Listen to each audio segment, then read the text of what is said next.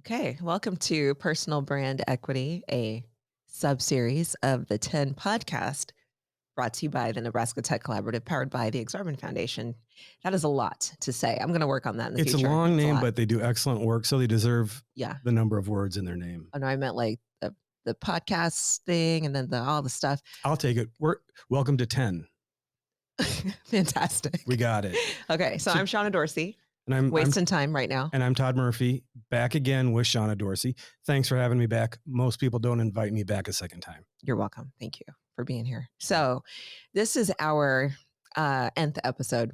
You know, it's going great. One in a series of episodes where we're having a conversation about personal brand equity, but it's not so much in the self-help, series where you're going to have to do all the steps and work with a coach. And there's a lot of work. We're just having a conversation where I'm sharing my perspective on it. Mm-hmm. And I know in the work that you do at the Nebraska Tech Collaborative and all the other organizations you help with, sometimes the soft skills maybe are the last things talked about, or sometimes don't get addressed. Right. And when I mean soft skills, it's like traditional things in the past were shaking hands, making eye contact, introducing yourself or introducing the person you're with. Right. Those type of things. Yeah. Easy things. Easy things. And these are like easy takeaways, 10 minutes max, bite quick size. hits. That's right. So let's get into it. Yeah. So this podcast edition, I'm calling Know Yourself, which I think is probably the easiest. If you're going to know anybody, knowing yourself is probably the easiest task you have. So what I mean by know yourself is, in an environment where you've learned new skills and you might be seeking a job or seeking to move up or move over or whichever direction, ideally, everyone wants to thrive in what they do. And knowing yourself is something you can easily do to help you thrive. So don't try to be me. Don't try to be you. Although I might be a better person if I try to be more like you, but it's not going to work. It's going to be dishonest. It's going to be not transparent, so you have to really be yourself and embrace it. But that doesn't mean let all of your rough edges hang out. Right. Because the reality is first impressions are real. Right. And as much as I don't want, as much as I'd like to sit here and debate the concept of first impressions and, well, they don't know me, and it's real. It's the world. It's human nature. Our brains are wired to create a profile of a lion coming out of a forest so we can kick in the adrenaline and run. If you introduce yourself to me and you're kind of mumbling and looking at the floor and not presenting yourself in any form that I might be interested in, that's the impression I'm going to walk away with. Okay. So this is interesting. So then on that's a great example on the in-person, like you're at a conference sort of situation, at a networking event of any sort. So how what's your advice like in a online setting? So let's talk LinkedIn. Yeah. So LinkedIn's a good, LinkedIn is actually my preferred social platform because it is professional. But LinkedIn is a place where, there are some really easy things you can do. And actually high school classes are starting to do this. When my kids were in high school, I could always tell when the teacher was getting to that lesson because 3 or 4 of my kids' friends would, reach out and like me because my son or daughter would say, oh, my dad's always on LinkedIn. You can like him. You can reach out to him and he'll respond.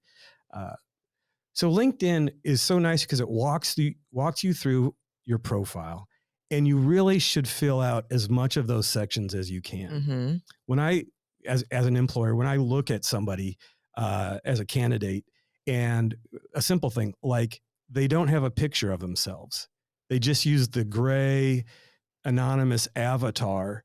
I'm like, I don't even know if I'm dealing with a real person. Right. Get a picture. Try to get a reasonably good picture. You don't have to get a professional headshot. Go outside in the light.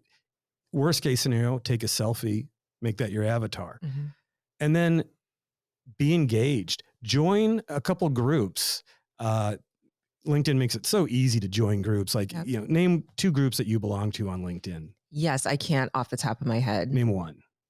Oh my gosh. Women in STEM. No, you know what? I'm not a part of that group, but I should join it. Okay, So so yes, you're wearing their shirt, and I that would am. be ideal. Nebraska Women in STEM, Yeah. amazing organization. And if they have a LinkedIn group, you can Yep. become involved in that business ecosystem by joining a group. That's right. So And that, then like when you were talking about introducing yourself, that's something that you can easily do within those groups as well. So yeah, complete profile helps people say, okay, Todd posted in a comment and said, hey, I'm Todd Murphy, I'm with TrueScope, etc. They click on your profile and they can see a bunch of information. But if you're pretty light on details, like you said, no avatar, very light job history, like when I'm clicking on someone's profile, I want to read the bio and just, see what they're all about. So yeah, the more, make it easy for people, make it easy to be found. And that's another episode of our podcast series. But being yourself translates to LinkedIn or in person. If you volunteer anywhere, there's a place on LinkedIn to put that in. Fill out your connections. When I look at a candidate and they have 36 connections, that tells me they're not involved in LinkedIn. Go out, connect to your friends and family first, network through them, follow companies you admire or the types of companies where you would like to potentially work. These are all really easy things you can do laying on the couch with your laptop or even an iPad and just be involved. Yeah. And then comment. And that's the next thing I would say, whether it's in person or not, be in the game, be involved, do comment on LinkedIn. Right. And it's so easy to engage. Like I often deal with, or work with people, I should say, who are nervous about posting content that won't get engagement. And I'm like, and I know I'm jumping around a little bit here, but one thing I always say is, sometimes even just liking the comment or commenting on a post helps with that original poster's engagement, or even just resharing their content without adding your own commentary at all is also helpful. So there are many ways to. I love reposting somebody's content because it's a reflection on me. Now, I'm not going to repost something that's totally unrelated to what I do or it's just bad content, but good articles, good insight, reposting it. But I do try to do more than just the thumbs up like. Yeah. Now, I do that a fair amount when I'm just saying, oh, hey, Shonna, I saw your post. Want you to know that I looked at it. But I would rather leave a comment like, that's good insight, or I haven't thought of that, or something that lets people know that I'm interested. Right. And that's really what we're talking about in personal brand equity is taking interest. And one of the easiest things you can do is, and I'll come at it from a position of making a mistake. Hi, I'm Todd, and I start talking about myself. Well, now all you're doing is listening. Right. The bet, in my opinion, and I'm not an expert, but in my experience, in my opinion, asking a question is the easiest way to get involved in a conversation, whether it's online or in person. I 100% agree. Hi, Shonna, I'm Todd. What do you do? Right.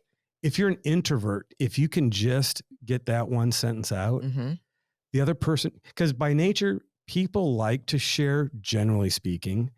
And it's easier for me to talk about myself than to try to pull information out of you. So, Shonna, what do you do? And now you're talking, and you might say a few things and say, Todd, enough about me. What do you do? Yes. And again, now you're in a connected conversation.